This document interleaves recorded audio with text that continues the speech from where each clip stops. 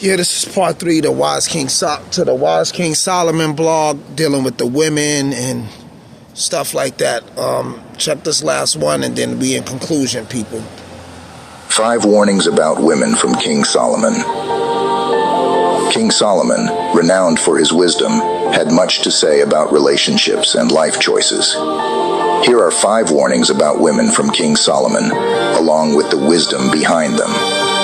Number 1. Beware of seductive flattery.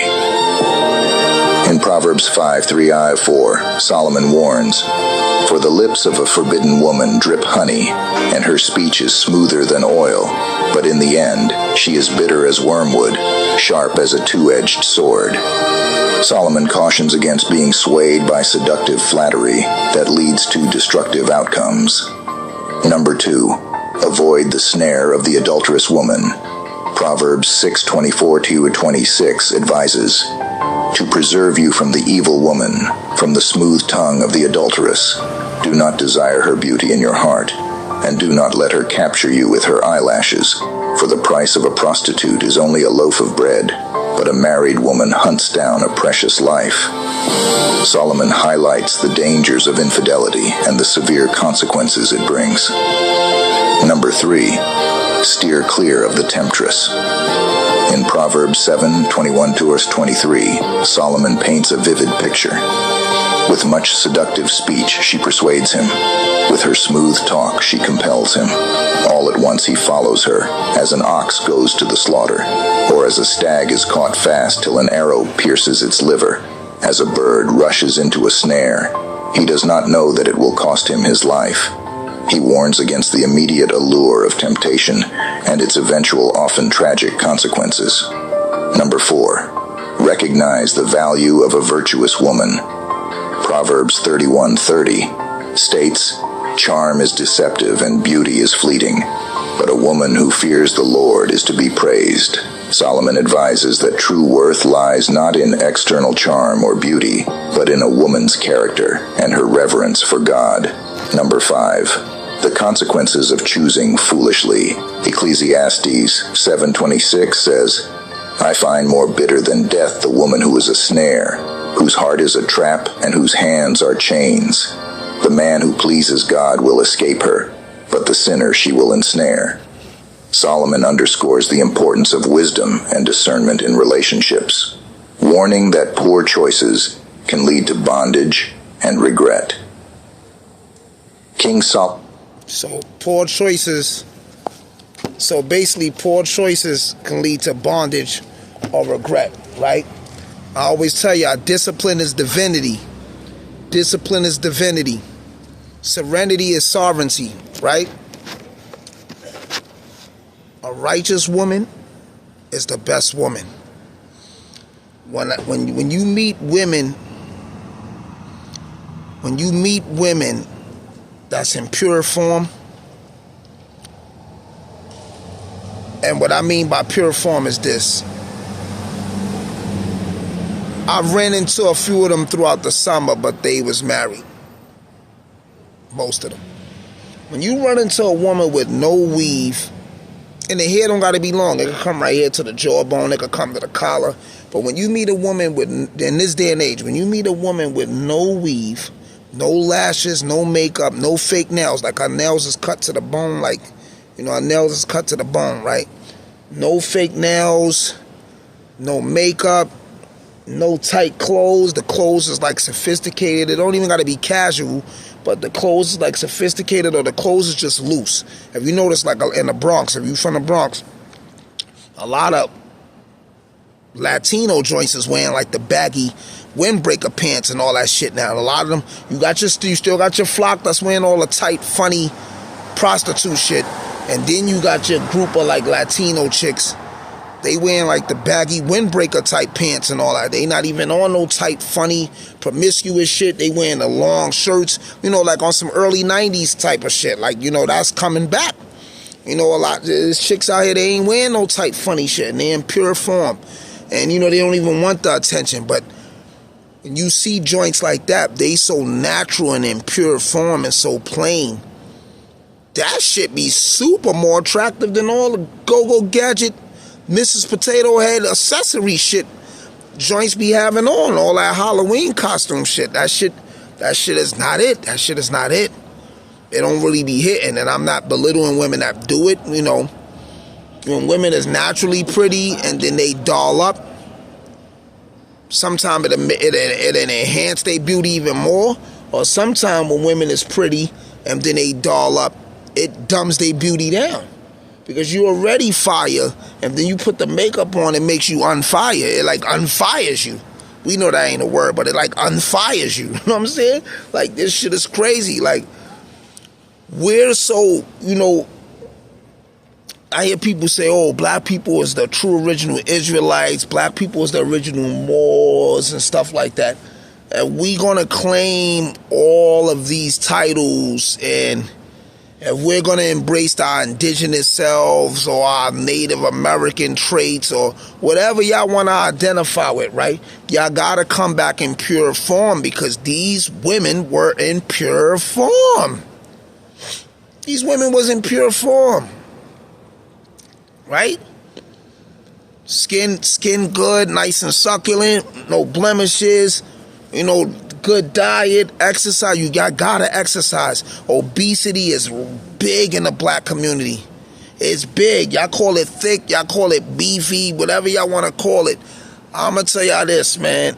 When you see all the Brazilian jiu-jitsu footage that I watch on Instagram and YouTube and all that, if somebody put you on a certain lock, let's even go for dudes that's too big. If a nigga put you on a certain lock, you're going out. You can't even get out the lock. It's easier to submit you the bigger you are, right? A woman shouldn't weigh more than a man, right? This is in no kingdom, no animal kingdom, no nothing. A woman is never huger than a man, except for like in the bee kingdom. The queen bee is super big and the rest of the bees is little, right? But yeah, women shouldn't be weighing more than men, and you know, certain people like they size. Respect to y'all. I'm not saying that. What I'm saying is we are at war and we are in danger. Everybody should be conditioned and fit.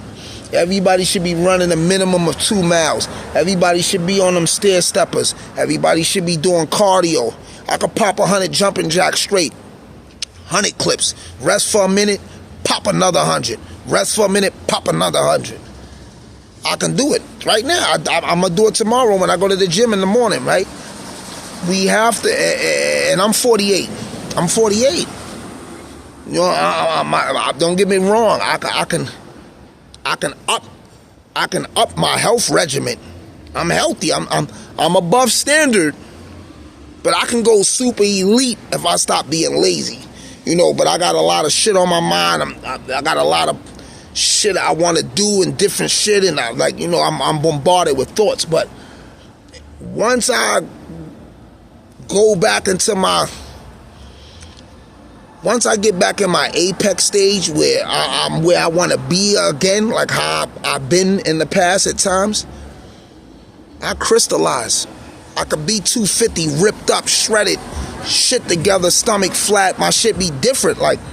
But at this current moment, I'm at 70%. I'm not at 100. I'm at 70, right? But when I get back to 100, is eliteness, right? But I want my people to win, right? When this civil war, when this revolution, when World War III go down, I need allies on this battlefield, right? I need a lot of y'all. If y'all overweight or if y'all up there in weight, come down. Please. I know y'all gonna have to buy new clothes or different shit, but please, people, come down and weight. Cardio, diet, meditate, get some rest, pray. You don't pray, you don't believe in the one above all, no problem. Meditate, self-reflect, go inner, right? Condition your bodies. Condition your eating regimens, condition your reading regimens, right? Now, in regards to the blog I just played with Solomon, where they talking about the 5 different types of women. When you read the book, The Art of Seduction by Robert Greene, that's the book where it breaks down all the kingdoms that crumbled behind women. All the emperors, kings, and pharaohs who was betrayed by women. right? We're not saying all women is evil. We know there's good women, but being that there's so many evil women out there, the good women gets overlooked. Then also, being that women is highly emotional creatures, the dark forces, right? All the different levels of demons, because it ain't one demon. Satan, it ain't just Satan. It's different niggas. It's a whole community of them. It's a whole civilization of us. It's a whole civilization of them. And them niggas got different powers and influences and quirks, right?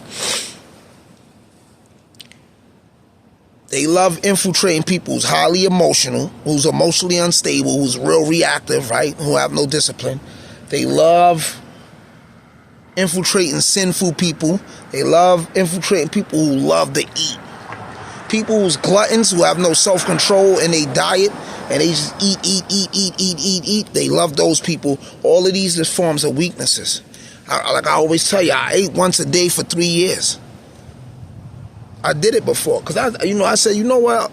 I read the Elijah Muhammad book, How to Eat to Live 1 and 2. I read that in prison years ago. I'm not Nation of Islam. I'm Salafi Muslim. But I said, you know what? I'm going to try the once a day eating regimen. And I tried it, and it was good, and I was cleaned out, and after a while, I wasn't like, I never used to be real hungry. But what it did do to me, though, it made me gain more weight, because my body started retaining the food that I was eating. My body started storing this shit. So I started actually gaining more weight. So I had to go back to eating small rations again 5 times a day to re-speed back up my metabolism so I can come back down. So I know how to do weight regulation and make my weight go up, make it come down, and stuff like that. Right now I'm 230. Ramadan's coming in February, so I'm going to stay 230 till Ramadan come anyway, because once that fasting starts kicking in and my body starts losing water percentage and body fat or whatever, I'm going to be back minimum probably 200 pounds, 205, 200 pounds. I know I'm going to lose like 20 pounds, minimum.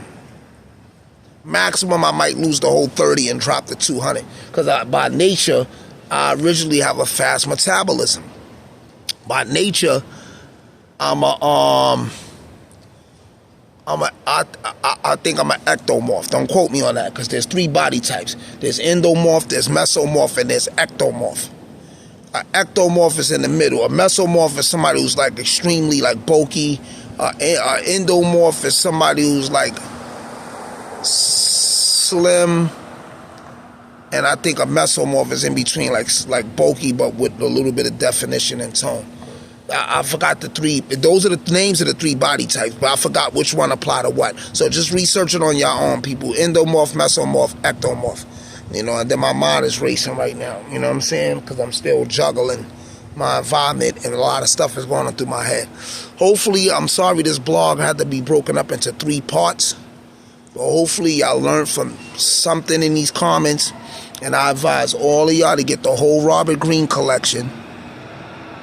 Get the other 3 books I posted in my stories on TikTok, Instagram, and Facebook.